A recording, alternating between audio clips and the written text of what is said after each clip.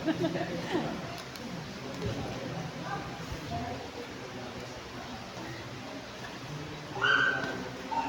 tinatanong kita. Ikaw bang magiging asawa? Ikaw mo na asawa?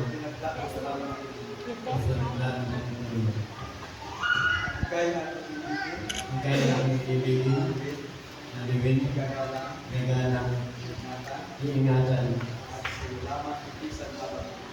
at sa ilang piso sa mga nabubuhay.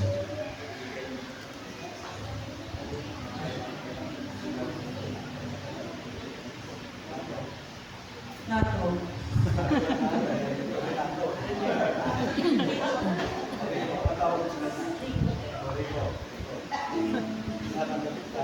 Tinatanggap kita upang aking maging asawa at mamuhay tayong magkasama. Ngayon at sa tinakda ng banal na patutunyo, ikay aking iibigin, aalihin, igagalang, iingatan, at tanging sa'yo lamang, iisay, habang tayong dalawa'y nabubuhay. Sige po, palapakan natin si Renato at si Giselle. Rico pa lang tawag ni Giselle. Ako litan tawag ko pala kay Renato. Bila naman.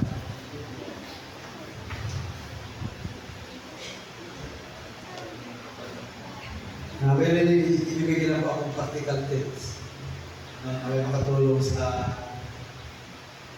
mag-asawa. Eh, Nato, kasi ang tawag ko sa kanya natin, Nato, kung Sunday, pag medyo naganahan ako ng tawag, nalanig. Kasi pag Renato, tawag ko, sige, Renato! Brother Nato, medyo may lapig. Eh, meron naman pala ang tawag ni Del, no? Hindi ko pala dito. At sa lahat ng mga tatay na narito at mga nanay na narito at siyempre sa mga posibleng narapa ng mag-asawa. Practical tips lang po ito para sa mag-asawa. Ito yung pinaka-basis natin. No? Number 1, laging tandaan na kayo ay regalo ng Diyos sa isa't isa. Tandaan natin ha? Na yung ating asawang babae, yung ating asawang lalaki ay regalo ng Diyos. Ang asawa pa rin natin ay hindi lang napulot, si Diyos hindi lang napulot sa tubigan. No, o sa daan. Talagang yan talaga ay pinaghirapan mo, no? Nagsakripisyo ka. Kaya ang asawa ay regalo ng Diyos at ang regalo ng Diyos ay mabuti. Walang regalo ang Diyos ng mabuti sa atin. Pangalawa, siyempre, ipakita at ipadama ang pag-ibig sa parang gusto ng asawang babae. Ganun din ikaw, din, kay Rico. Kasi,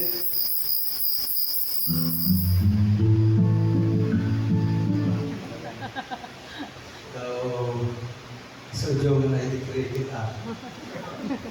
Okay lang. Kasama natin yan sa programa. Lalo kang mamahalin ng asawang babae, ng asawang lalaki, kung ito'y kanya nakikita at nararamdaman. Aminado, balik-balik? Di ba? Masyari ka lang, no?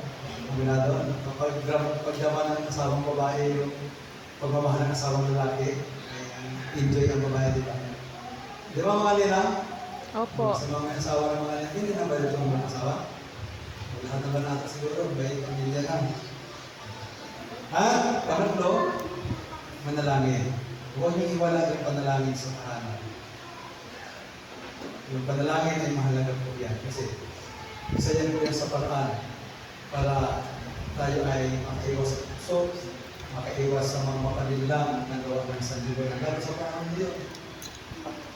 Iba na yung panahon natin ngayon. Maraming disgrasya. Nakaraan kaya sa Diyon ng Sagate. Wala namin kagabi. Galing dudulan. Kaya basa kami sa post na yun, nangyari ko sa sigahan ko yan. Parang kumbay poste.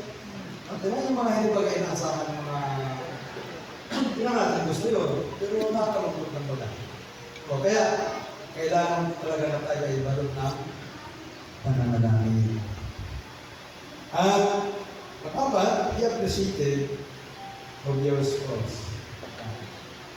Ano ba yung appreciated? Yung ikaw ay tigo kung marunong magpahalaga. Kaya kayong mga asawang babae, mahalaga nyo yung asawang lalaki. Ganon din kayong mga mister, yung asawang babae. Nato si Bel. Yung pa namang napahalaga mo naman. Kitang-kita naman namin. Ganon din si Bel, no? Salamat sa inyong dalawa. At kayo po ay talaga mudilo sa mga anak. Alam niyo, kung dito lang, kami po ito dito sa Leron. Lalakay natin. No? Ang daming dalang pamangkin pag linggo sa simbahan. Ibig sabihin ko kayo ng tito. Wala na daw. Nakakatuwa. Minsan, nagkatuloy ka ng mga member dito. Natuwa naman si natin yan. Kasi hindi naman maganda po sa iyo mga pamangkin kung ikaw ay suplado. Baka So, parang dito, dito. parang malaglag po. Number 5, learn to show your sorry. Kapag-aral natin, sorry ka kayo. Kaya nga, sorry din sila. Kaya, mahalaga yun sa asawa yung sorry din. So, halimbawa, si Kinsal, Francisco ay ating gabi ng buhay. Ang tawag ko sa kay sana? Ha? Yes. Medyo nalit na eh. Sorry. No? Porque asawa na natin yung mga sorry. Hindi ka manligaw, ang nagkay natin. No? Pag itigila sa'yo, tapos yung asawa na, hindi. Kailangan pa rin yung sorry. Kahit sa mga anak natin. Medyo alam naman natin tayo ang may power. Kaya i-impose natin yung sorry. Malaking bagay pala yung nagsasabi ng sorry. Naalala ko, kasi nung isang gabi, kami ni Brother Jaire, kasi 15 golden wedding anniversary ng aming mga magulang sa Pudyoman. May mga kapatid akong galing Medicina at Antipolo, kami nag-antay sa Pierre sa Pudyoman. Kasi yung peligro, tumating ay halos-halos na, dapat na lang. Ay ngayon, po kami na ay hindi naman kami nag-confront sa mga panigarilyo wala. Ay doon ba nagtapat din sa akin? Eh siyempre, moso, hindi dumating pa, magalang ko naman sa natin. Boss, dahil kayo na, sinisa mo na, medyo nahilang kasi ang aking sikmura, parang kailangan. Sorry ha. Alam niyo yung sinasabi ako ng sorry, nag-sorry din siya sa kuya. Sorry din ha. Kaya na. Ganun baga, ay kung ikaw ay yung parang nagrinig, kaya bakit ko lang bagay ko yung sorry? Nag-sorry po ba kaya? Ang pang-anin, forgive. Yan.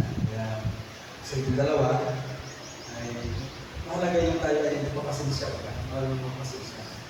Kaya sa ating mga barangay official, kung sa Garland, kung sa Francisco, yung ating mga nasasakupan sa barangay, mga tigay. Iba-iba nga sa gali, no? Iba yung pagkatao, siyempre. Pasensya. Ano pang pag-unawa? Parang gano'n. Gano'n din sa mga magulang. Pasensyahan ng mga anak. Kasi iba kasi yung pag-dami na ng mga anak natin yun, hindi yung panahon natin. Kaya, lalo sa inyong dalawa, pasensya, malaging pagkakatawa. Kasi yung paghingi ng pagpapatawad at pagpapasensya, hindi kasi professional, yung sa pilitan baga, pilitan, ay hindi na sobre. Tayo hindi dapat ito sa magiging sobre. Pagka ng mga medyo pilipilinsa ka, hindi pa magiging sobre. At ang pagpito po ay maging aparte sa iyong asawa. Yan, okay. Kapag pagkatan.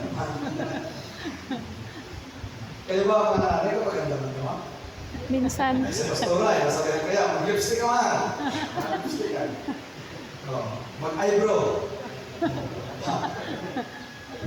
Porque may asawa na ay mag-gustihan. Ayusin yung sarili. Siyempre, lalaman yung labis well na ito. Porque yung mga anak na halimbawa, tayo, hindi na tayo mag-ayos sa sarili. Bala na ito. Then, ako nila, ako yung pala talaga, no? Sa biyaya ng Panginoon. Kaya mag-atapid. Huwag pabayaan yung inyong mga personal na mga pangangatawan, alagaan, sa iyo. Baka, kasi, hindi, pag hindi malaga ng sura para ma-personal sa iba, ay, dahil ka maganda yan. Ganun din ikaw na to. Ano ko naman sa brother natin masipa? Na napaka-responsable. No? Kaya ang dami niyang kasama doon sa bahay. Kaya kahit medyo nasa editan, ay ayusin pa rin. Ano ba na ito? Kaya sabagay, hindi na mo ako. Kaya paakala ko sa'yo. Ano nga nino? Yan dito sabihin ng mga ninong sa iyo kung kanina. Sa inyong dalawa. Pangwalo, be gentle. Ito yung gentleness. Ito yung isa sa dapat nakikita sa atin. Tayo mag-ay hinahong, isa na pinag-iwasan ng pangigil. Kahit daw gigil na gigil ka na, kung kaya ka rin pakumbaba, magiging naman ka rin. Pero itong dalawa naman, nakikita naman natin ay napaka-gentle naman si Nata.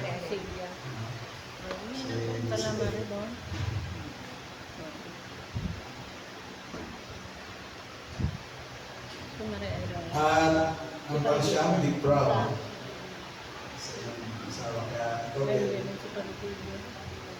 be proud. Magandang proud ka kay Nata. Magsipag. Diba sipag no? Si Ate naman magandang proud ka kay Isabel. Kanina ba sa inyo? Kita kasi namin Taga Mindoro po. kayong dalawa. Asawa ko po. Pero din po sa bawat sa Pero nasa Maynila po kami nakatira. Umiyahin Umiyahin lang po. Yung asawa ko pati. Yung asawa na lalaki. Porque ikaw Opo, babae. taga Mindanao ka. Kasi minsan, may na Taga saan po kita asawa ko mo? na Bansod po. takas yung pinagkaroon ng babae, yung lalaki daw na makapukawan ng mga pagsutulokan. Kasi siguro bakit mo kasakit? Naglusay na yung babae galing sa isiplo. Buti ang babae yung lalaki. Kaya lang natin maging proud. Proud po ba kayo sa inyong mga asawa? Opo. Dapat proud. Tinsawa niya. So proud. Diba? May nagtanong sa akin dito na so, kung brown ko, pati ko, says, kaya ang pinaka po, saan? Ay, pakilong ang asawa. Kaya simple lang sagot ng pastora. Kaya sis, nung kapanigo ba kasi yan, eh, yung rot, ay, pala eh. Tapos kayo, manig ka. Diba? Kung alam mo talagang sobrang palahilo, hindi na nagkapanigo, parang eh, ay, ikaw na nag-desisyon. Kaya ngayon, magkasisi ka. Pero, mahalin mo pa rin. Kasi, minahalin yun, asawa yun. Ang 10, iwasan ang malumpat, lalo na sa mga ito. May nakaraan pa si Isabel. May nakaraan pa si Nata. Hindi kasi minsan, may nakaraan, hindi pa rin kasi mga away minsan ng asawa. Lalo nakita yung ex, nakasabay na sa sasakyan yung ex. Sumpat. Iwasan ang mga nanunumbat, hindi na maganda din. Ay, kung alam ko lang. Kung alam ko asawa na namin. Hindi mo pang alam. Iwasan natin yun. Kung tayo nanunumbat.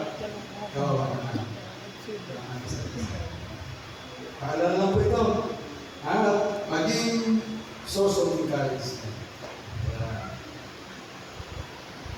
Yung dalawa ay talagang ibibigay ng mga encouragement. Sabihin mo, ako kaya mo yan tao mo. Hindi na. Pero kaya na. Pero din ikaw, kaya natin yan. Di ba wala namang hindi kaya, no?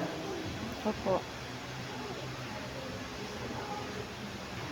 Kaya natin. Kasi binigyan tayo ng Diyos ng lakas, buhay at karunungan para kayanin lahat ng bagay. Hindi yung mga sakripisyo natin. Ibang bagay na hindi natin kaya dito sa mundo. Sasamahan tayo ng Panginoon. At magtiwala.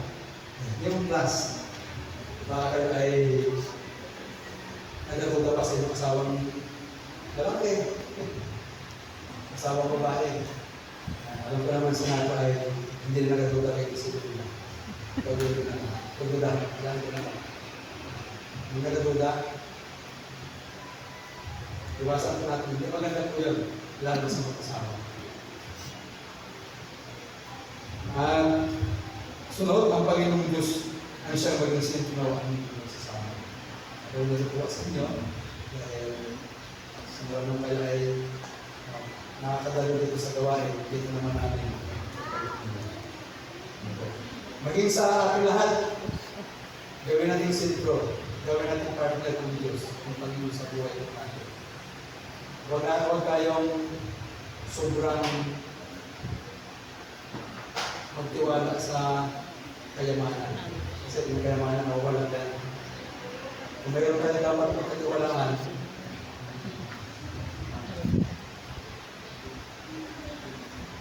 at sunod, be faithful. Maging tapat sa isa't isa. Kaya, maging tapat na ng pala ng puno.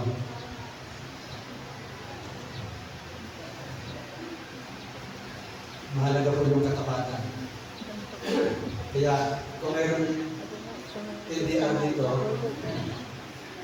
kung yung asawa ay nasa ibang bansa, komunikasyon ang kailangan. Kumustahan? Kumusta ikaw pa lang dyan? Sa Dubai? Ito, Dubai pa rin. Mahalaga yung komunikasyon. Yung mga